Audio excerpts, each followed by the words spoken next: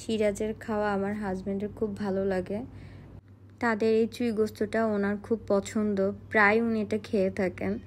আর এখানে এক্সট্রা রসুন আর চুই ঝালগুলো নিয়ে নিচ্ছিলেন, আমাকে দেখাচ্ছিল। আর আমি খাচ্ছিলাম না, উনি একাই খাচ্ছিল, কারণ আমি একটু ফুল ছিলাম। আমি ওনাদের মালাই লাচ্ছি যেটা, সেটা অর্ডার করে ফেলি আমার জন্য। ওটার মধ্যে ভরপুর মালাই, বাদাম আর খুব মজা করে দই দিয়ে লাচ্ছিটা খুব ঘন করে বানিয়েছিলেন ওরা।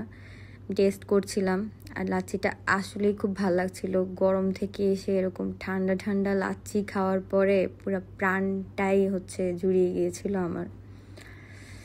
তা আমি বলতেছিলাম যে লাচ্ছিটা আসলেই খুব মজা। আর আমি খাচ্ছিলাম না, কিন্তু তাও আমার হাজব্যান্ড আমাকে একটু খাইয়ে দিচ্ছিলেন। এই জাস্ট আমি 2 লোকমার মতো খেয়েছিলাম। ওনার হাতের ভাত অনেক মজা, আমার খুব মজা লাগে খেতে। উনি এরপর একটা নলিও নিয়ে নিয়েছিল। নলিটা বড় ছিল, যেটা ক্যামেরা অতটা বুঝে যাচ্ছিল না। নলিটার সাইজ নিয়ে আমরা হাসাহাসি করছিলাম। আমি বলছিলাম নলিটা তো আপনার ফেসের সমান অলমোস্ট। আর উনি খুব তৃপ্তি করে খাওয়াটা খায়, আর আসলে খুব মজা ছিল।